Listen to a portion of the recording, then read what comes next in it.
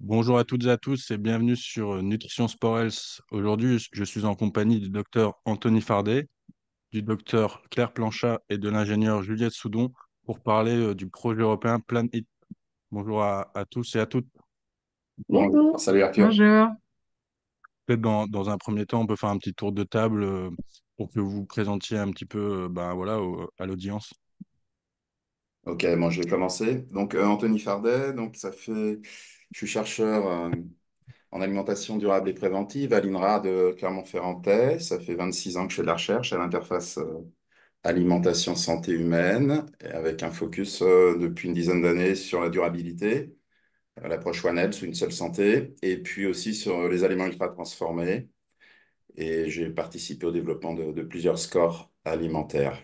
Voilà, pour l'essentiel. Je continue. Claire? Ouais. Ok, donc moi je suis sociogéographe. Je travaille depuis 20 ans sur les démarches participatives et la recherche participative, et notamment dédiée au développement des territoires et la prise en considération des questions environnementales et pour le coup du projet alimentaire grâce à Planète. Ok, je prends la suite. Et Juliette? Donc, ingénieur agronome, plus spécialisé en alimentation saine durable. Et je suis chef de projet à Rocquality. Rocquality, c'est une entreprise spécialisée en montage et gestion de projets européens. Et en 2021, on a co-créé Planit avec l'INRAE, avec 24 partenaires et deux autres collègues aussi. Et aujourd'hui, je fais partie du comité de coordination et on participe à plusieurs tâches. Voilà. Très bien. Et du coup, pour commencer tout de suite, est-ce que tu peux un peu nous expliquer ce qu'est ce projet européen Plan It pour notre audience, Juliette? Oui, bien sûr. Donc, Planit, c'est un projet de recherche européen qui rassemble, comme je l'ai dit, 24 partenaires de 11 pays, qui a commencé en septembre 2022 et qui va durer 4 ans. Au niveau du contexte, en gros, le projet part vraiment du contexte que les systèmes alimentaires, ils ont du pain sur la planche. Pour moi, c'est un projet qui va vraiment plonger dans la complexité de l'alimentation des systèmes alimentaires et qui va viser à extraire des leviers clés pour changer les comportements alimentaires. Et donc, pourquoi s'axer sur ce sujet des comportements alimentaires? Tout simplement parce que ça peut avoir un impact majeur pour réduire les émissions, pour prévenir les décès prématurés, aussi pour améliorer la gestion et la qualité des terres, qui est un point crucial si on veut continuer à manger dans le futur. Et surtout parce qu'aujourd'hui, en fait, le changement de comportement alimentaire, ça se réduit la plupart du temps à des approches très individualistes, très axées sur le citoyen, sur la responsabilité individuelle. Or, ce qu'on mange, ça va bien au-delà de nous, simples individus. C'est une responsabilité partagée à travers tout le système alimentaire. Et il y a beaucoup, beaucoup de facteurs qui ne sont pas directement actionnables par les citoyens, notamment les populations vulnérables, par exemple. Et dernier fait un petit peu que je trouve marquant, c'est que même quand on parle de facteurs individuels, mon chat est d'accord sur la question, on s'attaque souvent plus au côté intentionnel, au côté conscient du comportement, à travers de l'information, de la sensibilisation, des recommandations, mais pas toujours au côté vraiment automatique, habituel, et aussi aux interactions avec d'autres facteurs sociaux, psychologiques, culturels. Enfin voilà, il y a vraiment beaucoup, beaucoup de choses à prendre en compte. Et donc, sur ce sujet, Planit vise d'abord à mieux comprendre l'ensemble de ces facteurs qui influencent les comportements alimentaires, et ce, à trois niveaux. Donc, on a le niveau macro, qui est le niveau du système alimentaire, le niveau méso, environnement alimentaire, et le niveau micro, individuel. Et le deuxième objectif principal, c'est de co-créer à partir de ces facteurs des interventions, des recommandations, des outils, toujours à ces trois niveaux, et qui peuvent être actionnables en fait par l'ensemble des acteurs et des actrices du système alimentaire. En parallèle, on a aussi une partie clé qui vise à mesurer, comparer et monétiser les impacts environnementaux, sociaux et sanitaires de l'alimentation à travers le True Cost Accounting. Donc en français, il n'y a pas vraiment de traduction, c'est la comptabilité analytique ouais, le vrai coût de l'alimentation. En fait, c'est ça qu'on va chercher à évaluer, à comparer, à comprendre. Et voilà. Du coup, par rapport à ce projet Plan It, qu'est-ce qui a déjà été mis en œuvre? Alors, oui, en 1 an et demi, on a déjà, enfin, le projet a déjà bien avancé. Donc, si j'utilise le mot on, il faut savoir que c'est pas forcément moi, c'est plus les partenaires.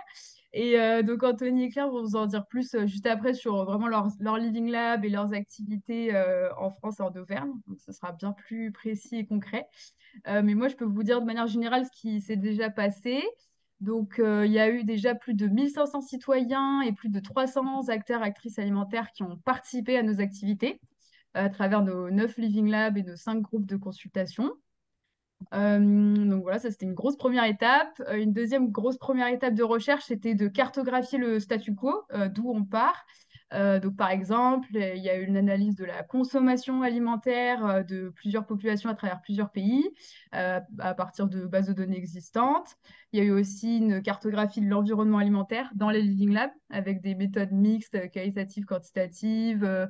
Voilà, il y a eu des prises de photos, des discussions autour de photos. Voilà, Anthony et Claire pourront peut-être élaborer un peu sur ce sujet-là. Ensuite, les impacts donc, environnementaux, sanitaires, sociaux des régimes qui ont été cartographiés dans l'étape précédente ont été analysés et ils ont été intégrés dans des rapports de synthèse et des posters très visuels qui seront publiés bientôt. Donc voilà, le but, c'est que ce soit diffusé au maximum. Au niveau plus comportemental, il y a une liste de 40 comportements à promouvoir, donc on appelle comportement à haut impact, qui a été dressée en fonction de plusieurs critères. Donc le premier critère, c'est la faisabilité. Ensuite, il y a l'acceptabilité du comportement par les citoyens et aussi les acteurs qui entourent ces citoyens. Et aussi en fonction, bien sûr, de l'impact positif du comportement, donc positif à l'opposé de nocif sur l'environnement, la santé ou la société. Et donc, à partir de cette liste de 40 comportements, il y a 5 comportements qui ont été sélectionnés par chaque Living Lab et qui vont être voilà, la cible des prochaines activités.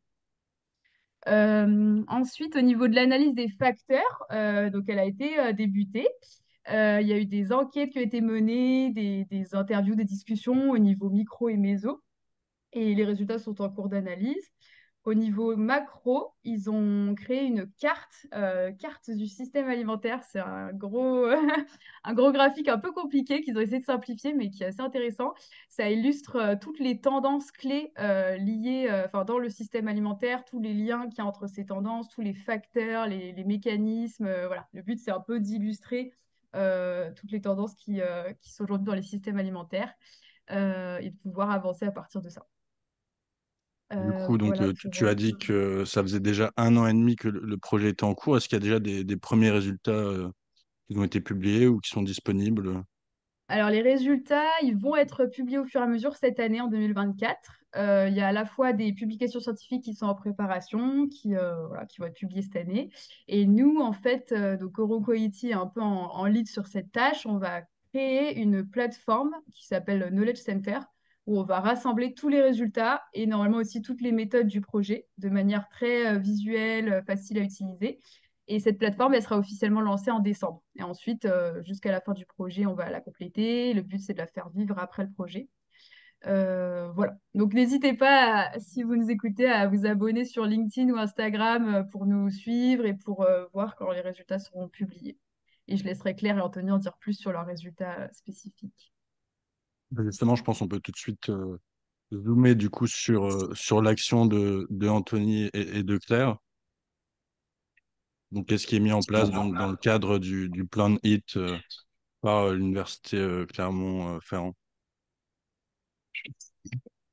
Oui, alors en fait, sur Clermont-Ferrand, donc on a un travail en collaboration avec le projet alimentaire territorial du Pays du Grand Clermont et du parc Livradois-Forez. Donc c'est une structure, c'est une politique en fait territoriale créée depuis 2016 et qui permet pour 250 communes de collaborer ensemble sur ces questions de transition alimentaire. Nous, l'originalité, c'est qu'on est sur ce qu'on appelle du gradient urbain-rural, c'est-à-dire qu'on est affilié à la fois à une agglomération qui est la ville de Clermont-Ferrand et à un parc naturel régional, donc qui donne une dimension plus rurale et permet de réfléchir, comme Juliette évoquait les questions des systèmes alimentaires, d'évoquer les liens justement ville-campagne sur la question de l'alimentation.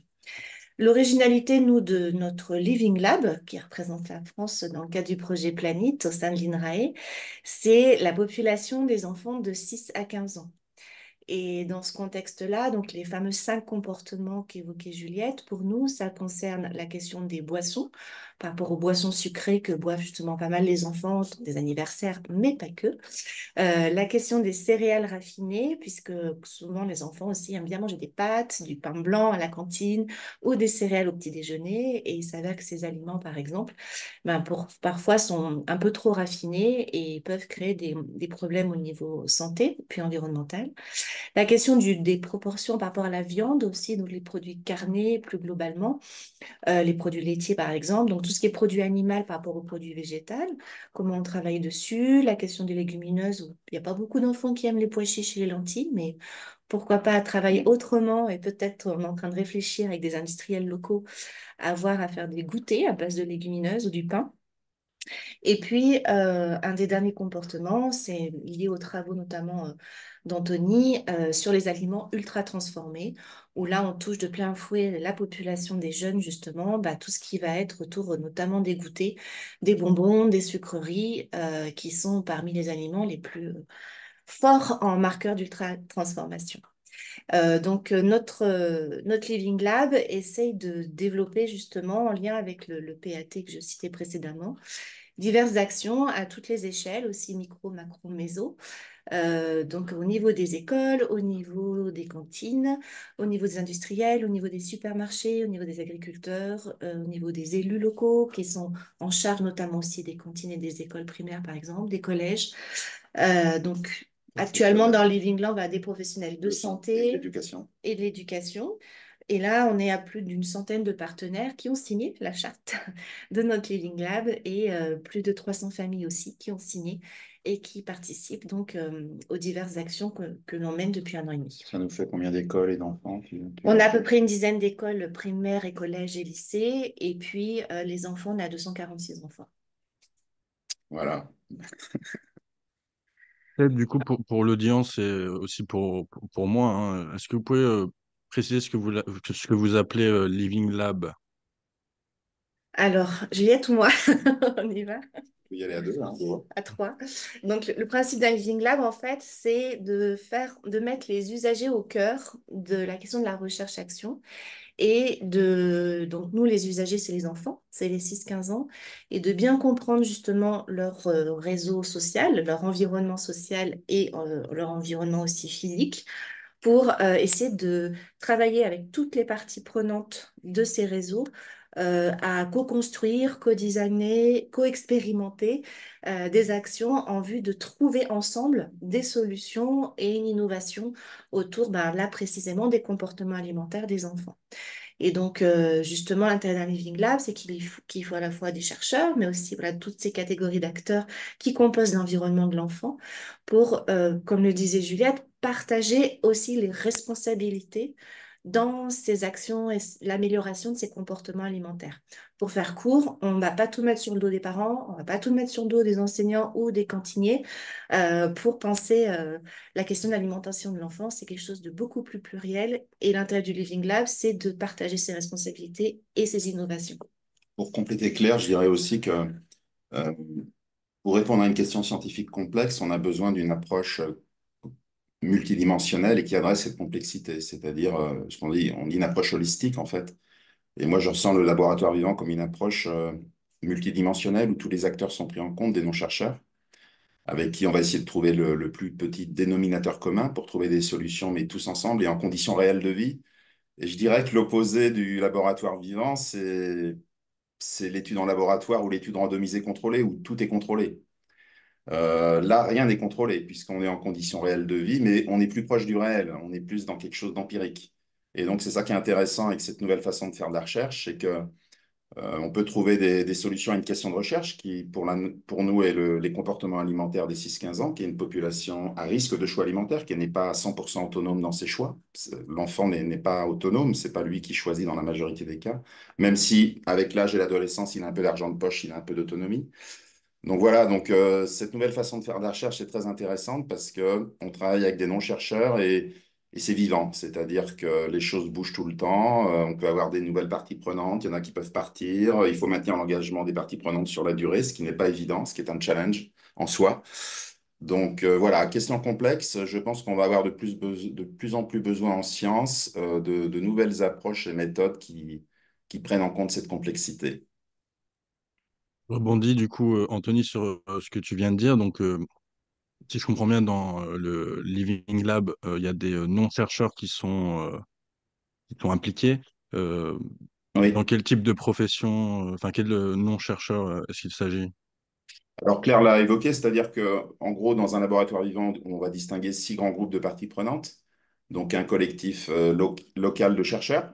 Donc voilà. Ensuite, des professionnels de l'éducation, de la santé. Ça fait 3 groupes. Ensuite, la société civile, associative, organisation non gouvernementale, citoyens. C'est le 4e groupe. Les acteurs de la chaîne agroalimentaire, producteurs, transformateurs, distributeurs, restaurants et ce qu'on appelle les food services, c'est-à-dire la traduction en français pas évidente, c'est tous les acteurs qui fournissent de l'alimentation, notamment en restauration collective. Donc, on ne va pas citer de nom aujourd'hui, mais voilà, ça peut être des acteurs privés, des cuisines centrales, publiques, etc. Et enfin, le dernier type d'acteurs, ce sont les élus. Et sans surprise, les plus difficiles à mobiliser au départ hein, pour construire notre laboratoire vivant, ça a été les élus et les acteurs de la chaîne agroalimentaire. Alors que les autres, on va dire les autres parties prenantes, ça a été, alors je dis pas facile parce que c'est toujours beaucoup d'énergie, mais ça a été plus évident voilà, pour leur faire signer la charte d'engagement. Et là, c'est en train de changer. Et là, c'est en train de changer, On tout à fait. bascule, Ouais, ouais, ouais. on bascule vers notre forme de partenariat. Ouais, parce qu'on crée de la synergie et puis ça, la synergie, les résultats positifs entraînent encore voilà. Et c'est comme une boule de neige et la synergie entraîne plein de démultiplication du positif. En fait, juste pour conclure, c'est à partir du moment où on va faire des choses très concrètes avec ces personnes qui ne sont pas chercheuses que ben, ça va leur parler et que Mm. du coup, ça va motiver pour réengager, faire le living, la vie du laboratoire. La preuve par l'exemple, hein, quand on arrive à montrer que quelque chose marche, c'est toujours très inspirant pour les autres personnes. D'accord, très bien. Et je me permets de rebondir encore une fois, mais donc tu as cité que il y avait des professionnels de santé qui étaient impliqués. Est-ce que tu faisais aussi référence aux diététiciens?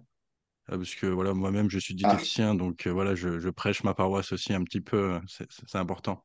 alors je vais apporter un élément, après vous, Claire, si tu veux me compléter. Donc oui, alors on a une diététicienne, notamment dans la partie prenante professionnelle de santé, qui est le réseau Caloris, qui est une prise en charge holistique de l'obésité dans la région. Dirigé par le professeur Yves Boiry, qui est spécialiste de l'obésité sarcopénique, notamment l'obésité en lien avec la fonte musculaire chez les personnes âgées. Donc, ils ont tout un tas d'acteurs qui prennent en charge l'obésité, notamment chez les enfants, euh, au quotidien. C'est-à-dire, on fait intervenir plein d'acteurs. C'est pas seulement vous mangez moins ou vous mangez moins de calories. Voilà, on est sorti de ça. C'est vraiment une prise en charge très collective. Donc, on a une diététicienne donc, qui est partie prenante du projet. Après, on s'est posé la question de la place du diététicien, cette fois-ci plutôt en milieu scolaire, parce que cette diététicienne que j'ai citée, elle est dans le réseau Caloris, elle n'est pas directement en milieu scolaire. Et... 4 diététiciens. Ah, vas-y, Caloris, vas-y. on a des acteurs indépendants et ce réseau Caloris qui est en lien avec l'hôpital qui permet effectivement de travailler. De drainer. Voilà, en fait, on a des diététiciens qui travaillent en amont sur de la prévention et en aval sur vraiment le traitement de la diététique. Et c'est vrai que ces acteurs-là sont très méconnus des parents et c'est pourquoi on a voulu aller plus loin dans notre analyse au sein des écoles. Du coup, je te repose la parole. En fait, on a voulu aller plus loin avec les écoles parce que, en fait, on se rend compte par exemple qu'à l'hôpital, il y a le médecin et puis il y a les infirmières qui sont sur le terrain, qui font un peu l'interface entre le patient et le médecin et qui est un peu multitâche, qui fait beaucoup de choses différentes, qui a aussi une dimension très humaine où elle doit rassurer le patient, enfin voilà, elle a vraiment une action de terrain qui est fondamentale, c'est-à-dire sans elle, il ne peut rien se passer. Et on s'est dit à l'école, est-ce qu'il ne pourrait pas y avoir la même chose? C'est-à-dire d'un côté, il y a les enseignants ou voire des chercheurs, mais on trouvait qu'il n'y avait pas d'interface avec les enfants au niveau de l'alimentation. Et ce rôle d'interface pourrait être peut-être tout à fait bien pris par des diététiciens. Or, on n'a pas de diététicien affilié officiellement en tant que fonctionnaire dans les écoles publiques. Et donc, on s'est posé la question l'année dernière de la place du diététicien en établissement scolaire, notamment en primaire et collège.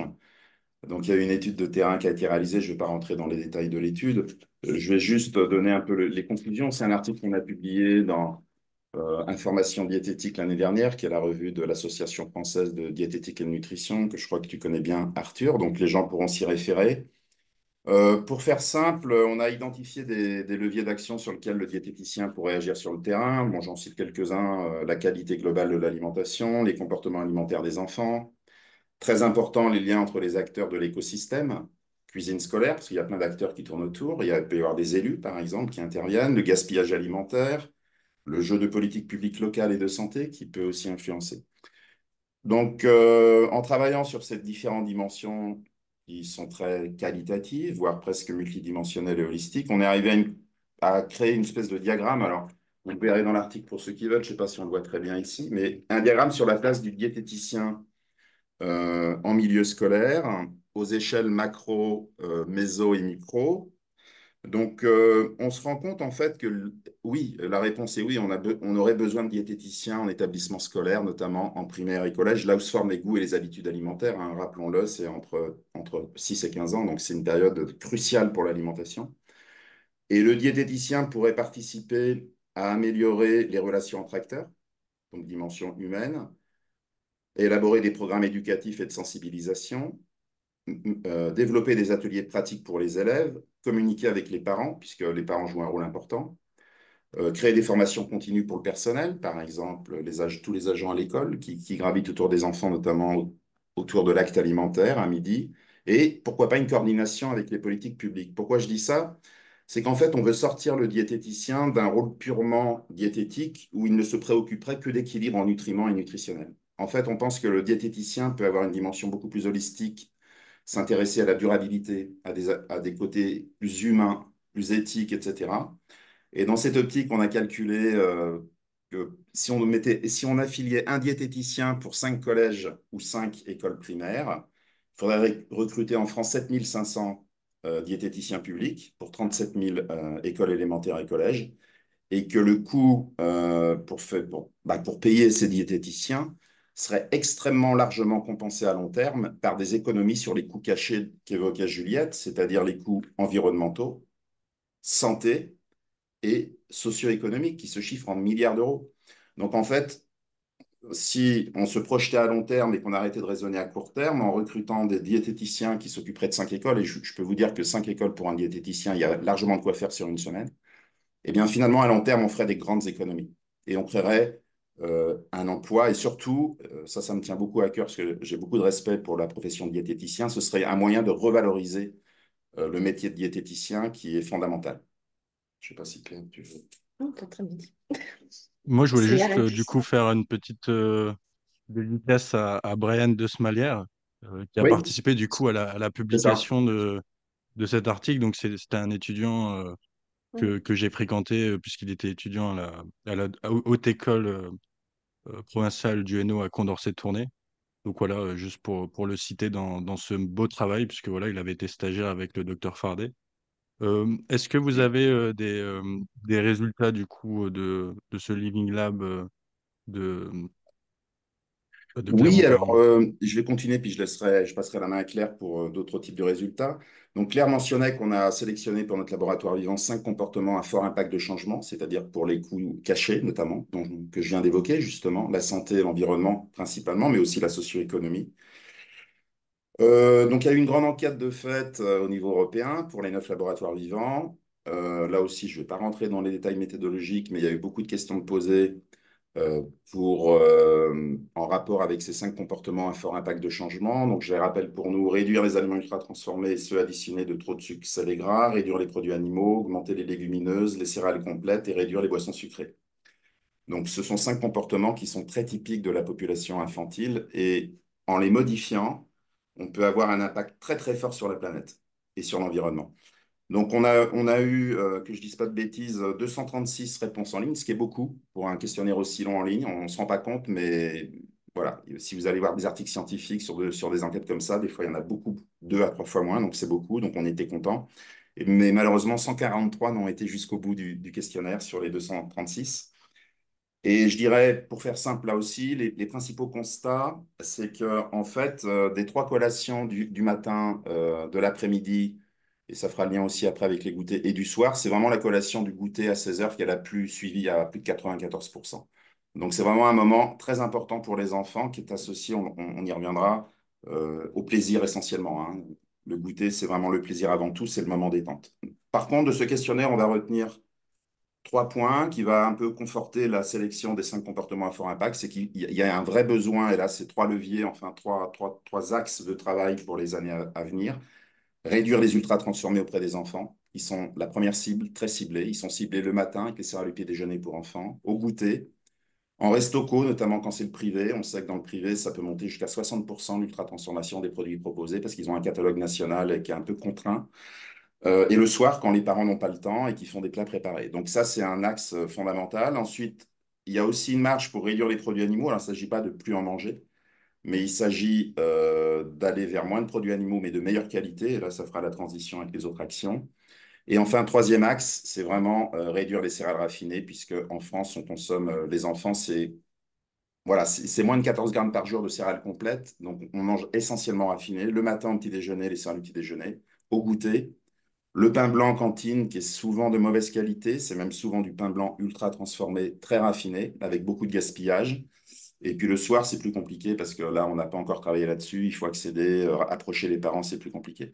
Donc voilà un petit peu la conclusion, je dirais, principale de cette étude, avec un biais qu'il faut souligner, c'est que, mais ça, on le connaît pour ce type d'enquête, c'est que la majorité de ceux qui ont répondu sont plutôt des gens éduqués, des femmes, et avec un revenu élevé. Mais ça, c'est tout à fait classique. La cohorte Nutrinet en France, c'est à peu près le même profil. Donc ça, ce n'est pas une surprise. Donc, ce qui est intéressant, c'est que puisqu'on a plutôt une population éduquée, plutôt financièrement à l'aise, eh bien, ça veut dire en fait que les 3 leviers que j'ai indiqués, c'est encore plus prégnant, finalement, si on prenait une population plus défavorisée. C'est encore plus. C'est ça que ça veut dire. Voilà ce qu'on peut dire sur cette enquête. Est-ce que Claire, tu as quelque chose à encore ajouter du coup sur ta partie? Donc après, nous, sur les premiers résultats du Living Lab, c'est vrai que donc on va dire les 6 premiers mois ont permis de renforcer, constituer les partenariats avec les 6 catégories d'acteurs que citait Anthony.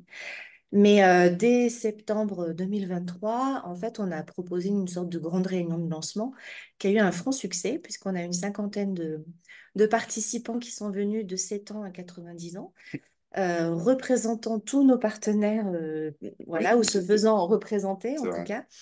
Et à l'issue de cette rencontre, on a travaillé sur le concept des fresques. Donc, il y a la fresque du climat qui est assez connue. Et nous, on a récupéré nos 5 comportements alimentaires, nos 5 thématiques, là, céréales, légumineuses, produits animaux, qu'on a transformés dans notre propre fresque. Donc, on a créé une propre fresque. Cette fresque, en fait, elle représentait les grands enjeux qui sont présents sur le territoire du projet alimentaire territorial Grand Clermont-Livradois-Forez. Et le principe, c'était à ce que nos acteurs enfin, on puisse observer s'ils s'y retrouvaient sur ce territoire ou pas, et en quoi ils étaient porteurs justement d'actions à développer pour améliorer ces comportements alimentaires. Et en fait, on a eu plus une cinquantaine de propositions d'actions, et dont des actions partagées, puisque ça a été l'occasion pour les acteurs de se retrouver, de discuter, de dire, ah mais c'est génial si on pouvait faire ça ensemble. Et nous, on leur a dit, ben oui, allez-y. Et allez-y, si bien que 6 mois, 4 mois, enfin, ouais, 6 mois après, on s'est retrouvés avec 3 actions phares.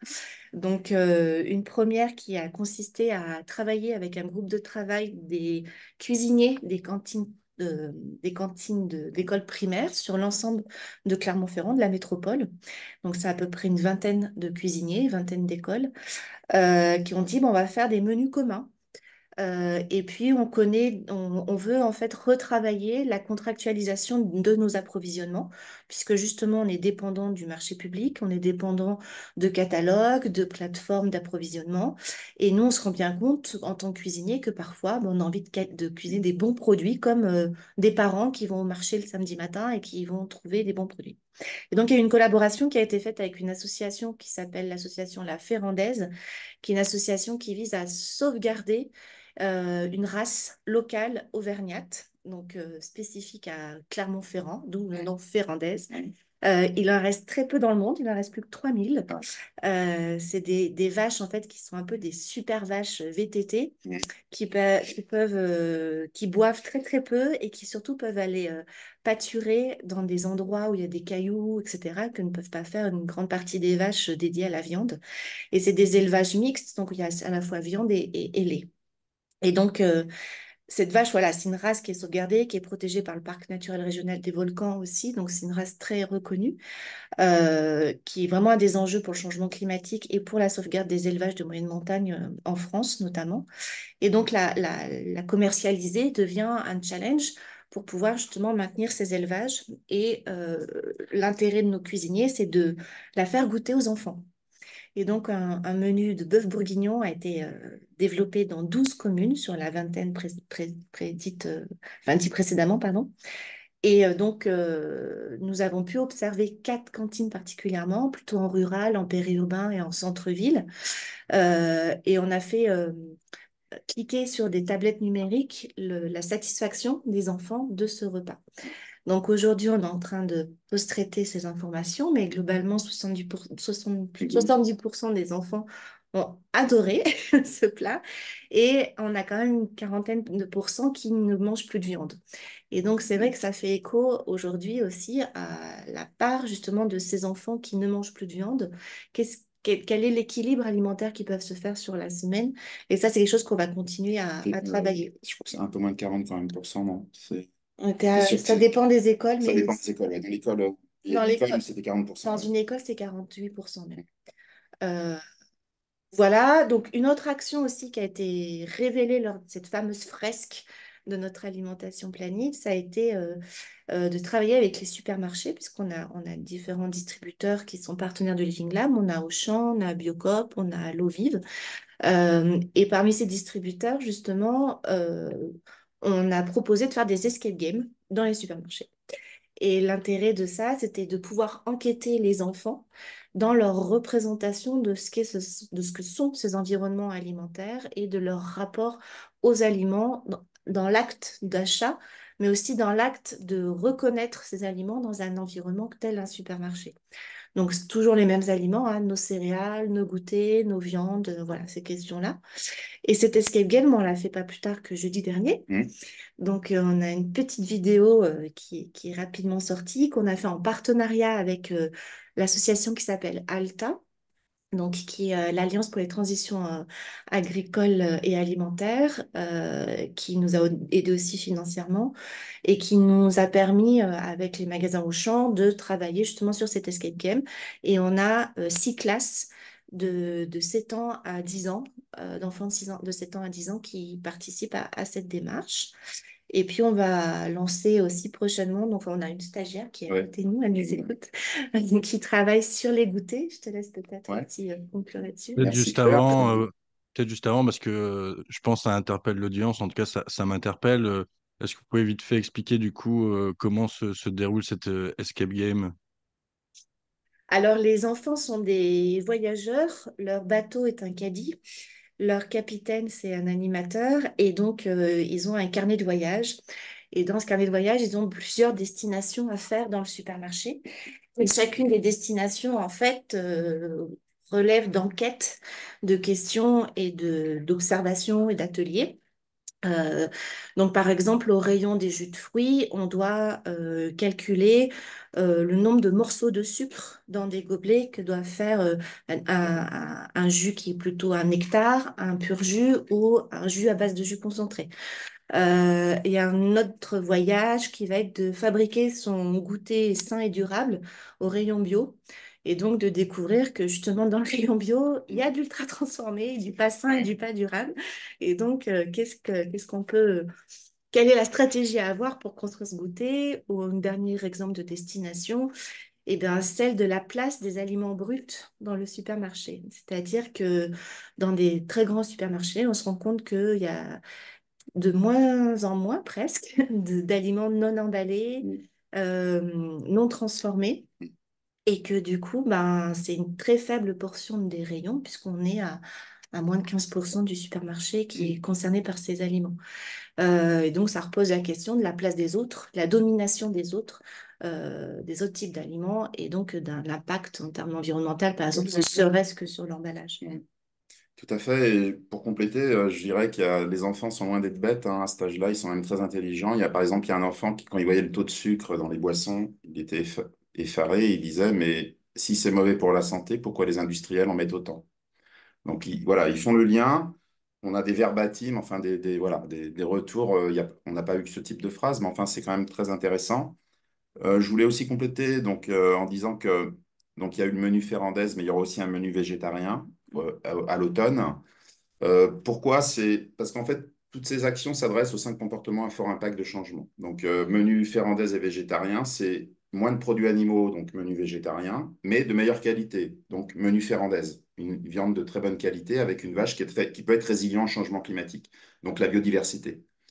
Le voyage en supermarché, c'est quasiment les 5 comportements qui sont pris en compte. Et enfin, donc, on va passer au goûter, puisqu'on a commencé à créer un groupe de travail sur les goûters, qui nous paraît une porte d'entrée très intéressante pour avoir après des impacts sur les autres repas. Pourquoi pas? Parce qu'on sait que si un enfant est convaincu de quelque chose, il peut aussi le transmettre à ses parents. Et ça peut influencer les parents qui voudront faire plaisir à leurs enfants. Enfin, on sait que ça fonctionne plus comme ça que dans l'autre sens. Par contre, si les parents disent tu vas manger ça, ils le perçoivent comme un acte un petit peu descendant d'autorité et ça marche moins bien. Donc, les goûters, c'est très important parce qu'on s'est aperçu. Alors, je vais présenter Eolia. Si Eolia, tu veux te mettre derrière nous. Voilà, donc Eolia, qui est bachelor, qui passe un diplôme de bachelor de diététique à Nantes. Et donc, elle va travailler avec nous 5 mois sur les goûters. Et donc, je vais présenter un petit peu les résultats de ces analyses et tu n'hésites pas à me compléter, Eolia. Donc, les goûters, c'est intéressant parce que à presque 80%, c'est des aliments ultra transformés. Et je dirais que s'il y avait même un niveau au-dessus d'ultra transformé, c'est de l'extra ultra transformé, c'est-à-dire c'est vraiment de la malbouffe très haut niveau, quoi. Donc, il y a très peu d'aliments bruts. Donc, c'est vraiment problématique. Pourquoi? Parce que c'est associé au moment du plaisir. Hein. Ça vient du latin gustare, qui veut dire déguster quelque part. Donc, ça vient d'un moment de détente. Et les parents se lâchent à ce niveau-là. Même les parents aisés, il n'y a pas une meilleure qualité de goûter. Ils donnent aussi de l'ultra transformé. Donc, il y a vraiment une espèce de lâcher prise à ce niveau-là. C'est un peu open bar, si je peux me permettre. Et Olia donc, a regardé aussi l'adéquation des goûters à la règle des 3 V qu'on a élaboré au laboratoire, vrai, végétal, varié, pour voir si c'était des vrais goûters, donc pas ultra transformés, si c'était plus végétal qu'animal, et si c'était varié.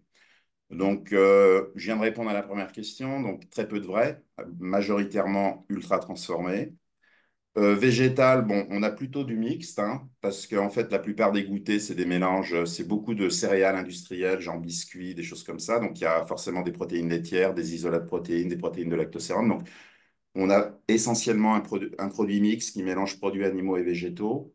Et pour le varié, on est très peu varié. Donc, un goûter varié, ce serait un produit céréalier, un produit laitier et un fruit. C'est ça. Par contre, ce qu'on a constaté, c'est que la variété tend à augmenter un petit peu avec l'âge. Et peut-être si Olia, tu veux me compléter. Globalement, en fait, on va retrouver quasiment que des produits ultra transformés dans leur goûter. Il n'y a pas beaucoup de fruits, où les fruits vont être sous forme de compotes et ils vont même citer les marques des compotes et même les dessiner, en fait. Donc, ils ont vraiment ce visuel, en fait, la place du marketing a un impact très important chez les enfants et on le remarque grâce à cette action des dessins de leur goûter où les enfants vont avoir tendance à dessiner l'emballage de leur goûter Ouais. et surtout des produits ultra transformés. C'est très important ce que tu dis, Olia, parce qu'on voit qu'il y a une déconnexion avec la nature et les vrais aliments. C'est-à-dire qu'ils ne dessinent plus l'aliment brut, mais ils dessinent un emballage, une marque. C'est-à-dire qu'ils identifient l'aliment par une forme d'emballage et par une marque. Donc on voit qu'il y a eu un travail de marketing très agressif auprès des enfants qui marche du feu de Dieu. Et il faut vraiment agir à ce niveau-là. C'est pour ça que le goûter peut être une porte d'entrée intéressante et qu'il y a quand même une petite diminution des boissons sucrées et des sodas avec l'âge, mais en même temps, ce n'est pas remplacé par de l'eau, c'est-à-dire qu'il y a une diminution de l'eau et voilà. Donc il y a un problème peut-être d'hydratation aussi au niveau des goûters. Donc, voilà le bilan qu'on peut faire. Et puis, donc, on a une plateforme industrielle régionale très connue, Végépolis Valley, qui travaille avec nous, qui est à Chigny-la-Chartre Planite, et avec qui on va réfléchir comment développer des goûters qui soient bons, sains et durables. Parce que le plaisir, pratiquement, c'est 100% le choix du goûter. C'est le plaisir, à 100%. Donc, il faut qu'il soit d'abord bon, ça, on ne pourra pas transiger là-dessus, mais qu'il soit sain et durable et plus végétal. Donc, on peut très bien imaginer des goûters avec des légumineuses, des céréales complètes, qui ne soient pas ultra transformées, donc sans marqueur d'ultra transformation. Voilà, donc c'est un peu ça ce qu'on a envie de faire. Et bon, le challenge est là, mais Gros donc on voit challenge. que voilà, c'est un gros challenge, mais je sais qu'il commence à y avoir en France des petites startups qui commencent à se développer, qui développent des goûters vrais, non ultra transformés. Donc l'enjeu est important parce que si les enfants aiment bien, bah, ils vont en parler à leurs parents et ça peut avoir une influence. Après, c'est aussi un travail justement lié au Living Lab, c'est-à-dire que effectivement, toutes ces données, elles sont encore en cours de traitement. Il y a certaines choses qui sont encore pas très stabilisées. Mais en fait, c'est les maîtresses avec qui on a travaillé qui nous ont dit on travaille sur les sandwichs quand on va en sortie scolaire. Et on voit que les parents commencent à bien gérer ça. Mais les goûters, personne ne les gère. Donc, c'est pour ça qu'en fait, moi, j'ai proposé qu'on fasse les dessins des enfants pour aussi avoir le discours des enfants. Parce qu'il y a un décalage entre ce que les parents disent et ce que les enfants pensent et font et vivent. Et il y a aussi ce décalage du vécu. Donc, le plaisir, c'est certes, c'est avant tout un vécu, enfin, plus un vécu qu'une réelle donnée scientifique. Et donc, c'est pour ça que c'est important de bien analyser aussi toutes les composantes des discours de chaque partie prenante. D'avoir à la fois le discours des parents, celui des enseignants et celui des enfants, et de faire un mix, parce que si on prend qu'une seule partie prenante, Mm. on a des biais et des informations faussées, quoi. Et on voit l'importance aussi d'être très empirique, hein, qui est une grande approche de la recherche, hein, l'approche empirique, de partir du terrain. Parce que souvent, bah, on peut être très loin de certaines théories préexistantes, c'est-à-dire partir sans a priori, sans être influencé par des visions préexistantes et partir vraiment du terrain, de la réalité en Auvergne, de ce qui se fait, parce que ça permet de faire émerger bah, des données scientifiques, du coup, mais qui peuvent être très intéressantes parce qu'on n'y pense pas forcément. Donc, l'approche terrain est très importante. Bah, écoutez, c'est vraiment un très beau projet avec beaucoup de challenges parce que la consommation notamment de légumineuses a du mal à passer même auprès de certains adultes. Donc, proposer des légumineuses pour les Oui. goûter, ça me paraît un sacré défi. Euh, Par rapport au Living Lab, puisque c'est un projet européen, Planet, est-ce qu'il y aura d'autres Living Lab dans des pays partenaires? Peut-être Juliette. Oui. En tout, donc, il y a 9 Living Labs dans ce projet, donc dans 9 pays européens. Je ne vais pas te les lister là tout de suite, je pense que ce serait pas très utile, mais on avait fait en sorte d'avoir une répartition dans toute l'Europe, quoi, de pas être juste, par exemple, dans l'ouest de l'Europe. Si besoin, toutes les informations sont sur notre site. Et l'objectif ensuite, ce serait d'essayer de répliquer l'approche. Donc, il y a des tâches prévues dans le projet pour ça, pour à la fois répliquer la méthodologie Living Lab du projet et également partager les bonnes pratiques de nos Living Labs. Et l'objectif, ce serait d'avoir voilà, bien plus de Living Lab qui travaillent sur ce sujet très spécifique du comportement alimentaire dans le futur et d'avoir une réplication à travers les régions, à travers les populations, parce que là, voilà, comme Anthony et Claire l'ont présenté, ils se sont concentrés sur les enfants. Peut-être que la prochaine étape, vous l'avez évoqué, c'est d'aller vers les parents et de changer les comportements des parents aussi sur leur propre alimentation. Voilà, il y a beaucoup, beaucoup de choses à faire et ce sera dans le futur plutôt. Oui, pour compléter ce que tu dis sur la réplication, c'est vrai que l'ambition, c'est effectivement de disséminer. Alors, on peut disséminer dans l'espace, c'est-à-dire dans d'autres PAT. Il y a 452 PAT en France reconnus officiellement, et à d'autres populations. Donc, pour les autres PAT, les autres régions, comme quoi ça commence déjà à prendre, puisque des gens qui ont eu connaissance de Planète m'ont contacté. Donc, il y a la région Normandie, la Dordogne et l'Isère, qui m'ont demandé de faire des formations auprès des cuisiniers, d'intervenir auprès de responsables pour 35 collèges en Dordogne, etc. Et puis j'ai aussi le Crous de l'Université Clermont-Auvergne qui m'a contacté début de l'année, qui ont un projet éco-responsable pour les menus en Crous, donc les étudiants, qui est une population en voie de paupérisation, c'est-à-dire qui a peu d'argent et qui achète essentiellement de la malbouffe ultra transformée. C'est une réalité. En Angleterre, je crois que c'est encore pire qu'en France. Et donc, c'était très intéressant parce que donc j'ai travaillé avec des étudiantes qui n'étaient pas cloisonnées à une discipline. Il y avait sciences sociales, les humanités, il y avait les sciences dures, enfin, voilà, des étudiants de tout niveau et toute discipline. Donc, un petit groupe de 10 personnes. Et donc, on a élaboré une fiche qui sera mise en ligne sur le site de l'Université Clermont-Auvergne pour des menus sains et durables pour les étudiants à petit prix et rapide. Et donc, on a eu une première action concrète au Crous il y a un mois, où on a mis en pratique deux des plaques qu'elles avaient composées, qu'il ou elle avait composées. Donc, c'était 6 000 repas Crous distribués ce jour-là. Et donc, on voit comment on peut disséminer les actions et créer une espèce de synergie et de boule de neige, en fait. Alors, c'est des petites actions qui peuvent paraître modestes, mais comme on dit, les grands fleuves ont été faits par des gouttes d'eau au départ. Les petits ruisseaux font les grands fleuves. Donc, avec cet état d'esprit, on peut créer une synergie. Et ce qui est intéressant, c'est que j'ai discuté avec le responsable de la cuisine centrale du Crous. Donc, voilà, donc le flyer sera mis en ligne. Donc, c'est intéressant parce que tous les étudiants de Clermont-Ferrand y auront accès. Et il y a énormément d'étudiants à Clermont-Ferrand. Il est très motivé. Il m'a dit, il était tellement enchanté par ce qui avait été réalisé qu'ils avaient pu le faire, qu'il aimerait bien maintenant l'étendre aux Crous de Montluçon, Vichy, Aurillac, etc. Voilà, donc on voit comment une action qui marche peut disséminer en fait après. Bah, écoute, très belle initiative avec ce Crous. Est-ce que l'un d'entre vous a un petit mot de conclusion par rapport à Plant Hit avant de passer à la dernière partie?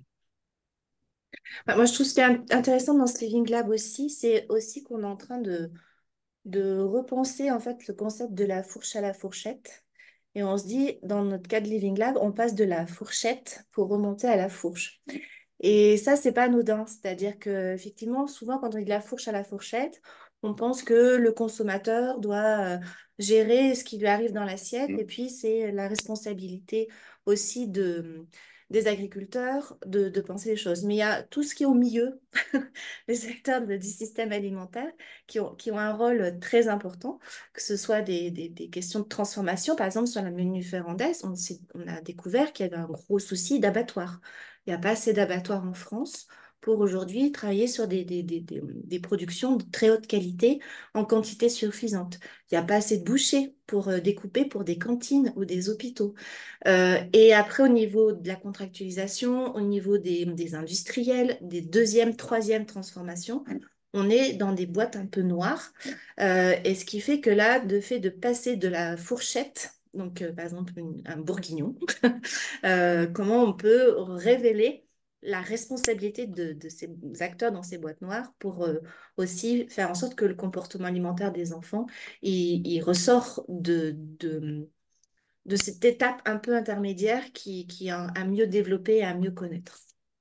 En fait, c'est que chacun prenne sa part de responsabilité, c'est-à-dire que c'est vrai qu'au départ, quand on a contacté les parties prenantes pour construire le laboratoire vivant, on avait souvent un peu la petite musique, c'est un peu la faute de l'autre. Et même les chercheurs. Par exemple, moi j'ai entendu des chercheurs derrière le PNNS, le Programme national de nutrition santé, qui disent c'est pas de notre faute, ils suivent pas ce qu'on dit. Mais ils s'interrogent pas si sur ce qu'ils disent, c'est la bonne façon de dire, de communiquer la science. Donc en fait, je pense que si chacun prend sa part de responsabilité, et nous d'abord les premiers les chercheurs, et qu'on se dit on a tous une part de responsabilité dans la situation actuelle, au lieu de rejeter la faute sur l'autre, eh bien, on avancera de manière beaucoup plus positive et gagnant, gagnant, gagnant. Tout le monde peut être gagnant. Donc voilà, c'est aussi l'idée d'arrêter de rejeter la faute sur les autres et de prendre sa petite part, Ou même sur si... les politiques publiques, quoi. Exactement, tout à fait. Bah, très bien, on va du coup passer à la dernière partie de ce podcast et voilà, pourquoi pas discuter de vos relations à votre alimentation et à vos comportements alimentaires. Et je remercie Juliette pour cette idée. Elle est Ou forte en com, qui Julie. veut commencer? Moi, Juliette, c'est C'est ton Juliette. idée, celle qui J'avoue, commence. j'avoue, je peux commencer si vous voulez. Ça fera un lien avec votre dernière action, l'action goûter. Voilà, moi je pense que c'est quelque chose, même en étant adulte, j'en ai encore besoin d'une intervention sur le goûter et le sucre. Oui, moi ce que je voulais partager, en fait, c'est pourquoi je voulais un peu partager aussi nos propres relations ou nos propres comportements alimentaires. Parce que des fois, je trouve que ça peut faire pas donneur de leçons, mais quand on écoute des gens, des experts sur l'alimentation qui nous disent qu'il faut faire, pas faire, on sait jamais si eux vraiment ils respectent leurs propres recommandations. Et voilà, donc je trouve ça intéressant aussi de partager un peu ces choses-là. Et non, moi, ce que J'aurais je tout. voulais partager par rapport au sucre, c'est vraiment, moi, je pense qu'effectivement, j'ai grandi avec ces goûters, ces gâteaux, ces bonbons, des choses comme ça. Donc aujourd'hui, j'ai totalement réussi à me détacher vraiment de ce qui est un peu ultra transformé, les gâteaux, bonbons, supermarché. Mais j'ai encore cette espèce ouais, d'addiction, d'envie de sucre sur tout ce qui est cookies, pâtisserie, boulangerie, tout ça. Et voilà, et c'est quelque chose qui est là, alors que je suis très sensibilisée aujourd'hui sur le sujet, je sais que c'est pas bon, voilà. Et donc, c'est quelque chose que j'aime bien partager, parce que pour moi, c'est les comportements, c'est vraiment, il y a une dimension psychologique habituelle qui est très compliquée, même à comprendre dans notre cas propre, quoi. Donc, c'est important de pas juste s'axer sur la sensibilisation. Et voilà. Et qu'est-ce que je voulais partager d'autre?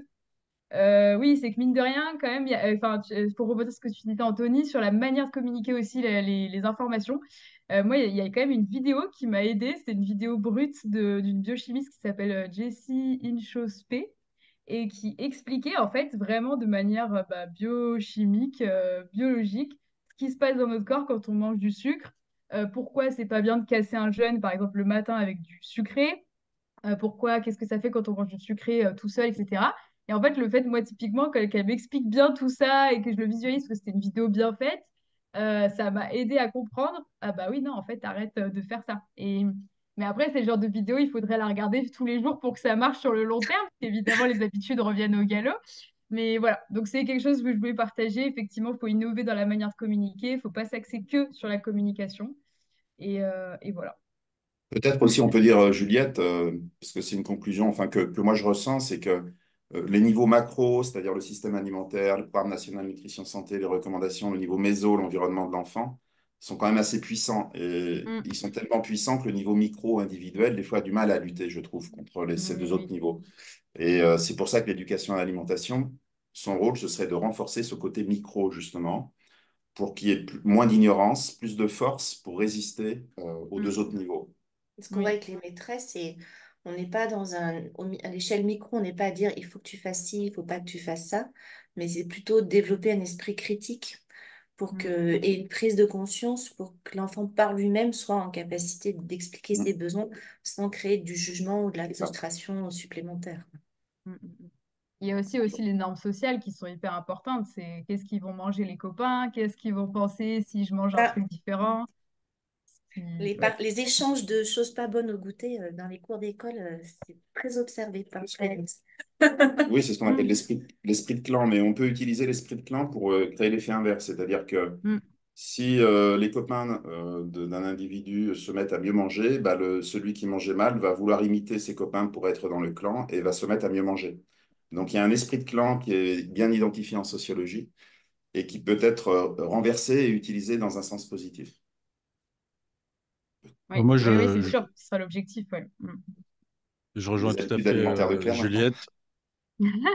Je rejoins tout Oui. à fait Juliette, hein, sur le fait que c'est pas parce qu'on est sensibilisé aux bonnes pratiques au niveau de notre alimentation que forcément on a toujours les bons comportements. Voilà, je le vois tous les jours, que ce soit avec des confrères ou même à mon échelle, hein. Voilà, nous aussi, on reste des humains, on a parfois des envies de sucré, des envies d'aliments ultra transformés Mm, et parfois même aussi l'aspect émotionnel qui rentre en jeu. En tout mm, cas, moi, c'est ce que je constate pour ma propre personne, par exemple. Donc mm. voilà, comme on dit, c'est souvent les cordonniers qui sont le plus mal chaussés. Donc je pense qu'effectivement, au niveau de l'alimentation, certains diététiciens sont aussi voilà, très mal, euh, très mal chaussés, si je puis me permettre. Oui, et c'est pour ça que pour moi, enfin, faut communiquer, comme vous l'avez fait là, Anthony et Claire, en disant on peut pas juste complètement arrêter la viande, surtout si on adore la viande. Faut vraiment plus réduire le plus possible, faut favoriser ces bons comportements à impact positif, mais on ne peut pas non plus 100% faire tout parfaitement. Dans tous les cas, c'est impossible. Et comme tu le dis, Arthur, effectivement, il y a le facteur émotionnel, le facteur qu'est-ce qui se passe dans notre vie, comment ça va ou pas, est-ce que tout est bien en ordre ou pas. Enfin, il y a beaucoup de choses qui jouent, quoi. Mais voilà, non, c'était un petit témoignage. Et l'autre point que j'avais, mais ça, c'est vraiment, ce serait une autre discussion, un autre podcast en entier. c'est que je trouve que dans ce projet-là, on n'a malheureusement pas forcément pris en compte un facteur qui pour moi aussi est hyper important, enfin deux facteurs même. Bah, il y a déjà le microbiote intestinal qu'on ne traite pas beaucoup dans ce projet, qui pour moi est hyper important, parce que j'ai pu observer par exemple, moi quand j'ai voulu réduire la viande, je pense que ça a eu clairement un impact sur mon microbiote et que je n'ai pas forcément fait de la bonne manière. Donc pour moi, il y a un accompagnement à créer autour de ça, qui existe sûrement déjà, mais qui a déployé beaucoup plus. Et aussi, c'était les différents métabolismes. Parce que, en fait, chaque personne a un métabolisme totalement différent. Il y en a, c'est rapide, lent. Moi, je sais que, en fait, j'ai plus un métabolisme rapide, donc il faut limite que je mange plus de fois par jour, mais en plus petite quantité. Et tout ça, c'est voilà, c'est des choses, en fait, qui sont très personnalisées et qu'il faut aussi prendre en compte. Parfois, les recommandations qui marchent sur quelqu'un ne marcheront pas sur quelqu'un d'autre. Et voilà. Mais ça, c'était plus une ouverture pour une autre discussion, parce que c'est des sujets très larges. Non, mais tu Voilà. as tout à fait raison. On est de plus en plus maintenant en médecine sur de la médecine personnalisée et on Mm. tend également sur ça dans le domaine de la nutrition. Donc, c'est un petit peu le futur. Là, je viens de faire un podcast avec le professeur Doré sur le microbiote intestinal, justement. Et lui-même, voilà, parlait justement de cette médecine à personnaliser parce qu'on a tous un microbiote un petit peu différent. Donc, Alors, voilà, c'est vers ça qu'on doit tendre. pourquoi pas, mais il faut faire attention quand même que l'acte alimentaire est un acte de partage et qu'à force de trop personnaliser, ce qui est une vision réductionniste aussi de l'alimentation, qu'on ne fragmente pas les gens. C'est-à-dire que si à table, chacun a un repas qui lui est propre, où sera aussi le partage? Non, non, mais voilà, je pense qu'il faut faire attention. Je pense qu'en préventif, c'est important parce que l'acte de manger en groupe est aussi bon pour la santé. Et pour moi, une réponse personnalisée, je le verrais plutôt dans des problématiques curatives que préventives. C'est-à-dire que, voilà, c'est la dimension sociale du partage est importante. Alors, ça ne veut pas dire qu'on doit tous manger la même chose. Donc, mais je pense, voilà, il faut essayer de trouver le juste équilibre et ne pas non plus tomber dans quelque chose où chacun aurait son propre repas en fonction de sa génétique parce que, on va tous manger seul dans notre coin. C'est le risque. Mm. Compliqué pour Non, non, bien l'encadrement. sûr, Et c'est dans le alors, cadre, comme dit, c'est dans le cadre euh, du curatif, effectivement, hein. oui, plutôt du curatif, oui, là, ça peut trouver Bien un. évidemment. On Est-ce n'a pas que, fait le tour de table sur l'application chacun, non? Parce que Juliette a Juliette, elle a parlé. dit plein de choses bien. Ouais. À toi, Nico. Ah, d'accord. Bah non, l'application au quotidien, donc nous, on voulait porter la règle des 3 V aussi dans notre laboratoire vivant, vrai, végétal, varié, parce que ce sont 3 dimensions importantes, génériques et fondamentales, qui gouvernent la relation alimentation-santé. Donc on a élaboré ces règles en 2016. Bon, on y avait pensé un peu avant, mais c'est vraiment en 2016 qu'elles ont été formalisées. Ça fait maintenant 8 ans. Donc forcément, j'essaye moi de me les appliquer au quotidien, mais bon, c'est pas toujours facile parce que je me suis rendu compte que je mangeais quand même pas mal d'ultra transformés. Donc j'essaye de réduire l'ultra transformé, c'est-à-dire la dimension vraie. C'est pas toujours facile, mais je pense que j'y arrive quand même. Donc c'est plutôt une direction vers laquelle tendre. Par contre, j'ai beaucoup réduit les produits animaux. Donc ça, à ce niveau-là, c'est plus facile. C'est-à-dire que je suis vraiment devenu flexitarien maintenant. Je mange de moins en moins de viande. Et puis après, le varier, j'essaye de varier. Donc voilà ce que j'essaye de faire. Mais c'est vrai que c'est pas tous les jours facile, notamment quand on est en déplacement. Il y a une très forte accessibilité quand on est en déplacement des aliments ultra transformés dans les aéroports, les trains et distributeurs. Ou alors, si on ne veut pas acheter ultra transformé, c'est des prix qui défient toute concurrence. Ils sont extrêmement chers, notamment dans les aéroports, donc c'est pas évident. Donc il y a aussi l'enjeu de comment réduire l'accessibilité énorme de ces calories ultra transformées, très bon marché qu'on trouve partout. Claire, est-ce que tu bien à as toi, quelque chose? Claire. Bah, moi, comme dit la chanson, je suis une femme des années 80. C'est-à-dire là où il y a eu famille libérée, enfin, totale, quoi. Il y a eu le plus d'ultra transformés qui sont développés. Et j'ai l'autre chance, c'est que mes parents étaient pauvres. Et du coup, se sont retrouvés à beaucoup, beaucoup cuisiner et m'ont beaucoup, beaucoup appris à cuisiner avec rien. C'est-à-dire que je sais faire des soupes d'ortie, je sais faire des choses qui viennent de la nature. Et paradoxalement, justement, ce moment plaisir, c'était l'accès à ces produits transformés dans ces époques-là, était le grand luxe et la grande Tout à fait. facilité.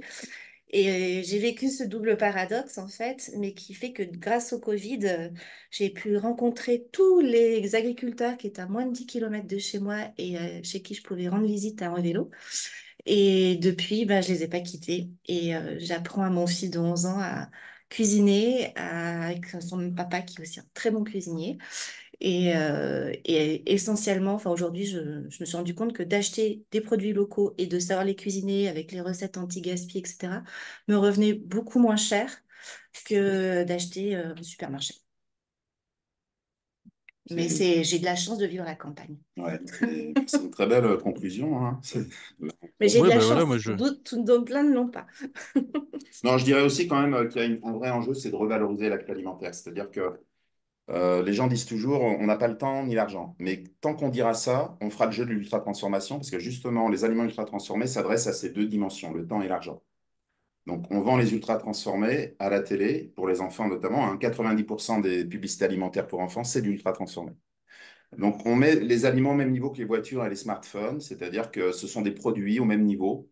On va customiser un jour, on va modifier la couleur, on va modifier la texture, on va rajouter des vitamines, on va l'alléger. Donc, on le trafique un peu comme des voitures avec une idée cosmétique, c'est-à-dire que c'est la forme qui change, alors qu'en fait, je peux me passer de voiture et de smartphone, mais pas d'aliments.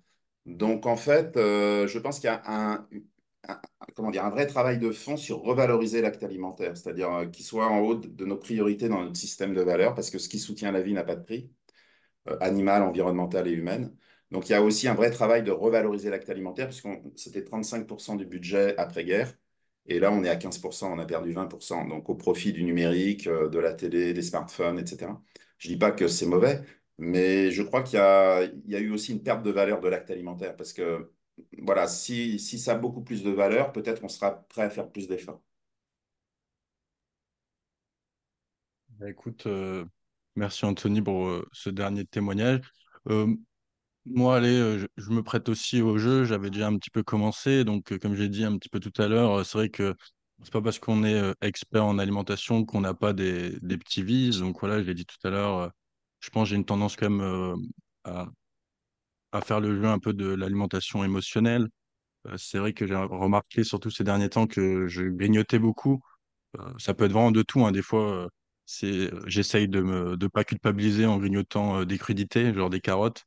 Mais des fois, voilà, ça peut être beaucoup d'autres choses, du yaourt, des flocons d'avoine, mais parfois aussi du chocolat. Là, je veux dire, c'est pas, voilà, parce que enfin, mon message, c'est vraiment ça, c'est que c'est, faut pas que les gens culpabilisent s'ils n'arrivent pas à tout changer du jour au lendemain. On est tous, entre guillemets, dans le même bateau pour essayer de, voilà, mieux manger, de réduire sa consommation de viande. Enfin, donc voilà, mon message à moi, personnel, mon petit témoignage. Tiens, Arthur. Merci.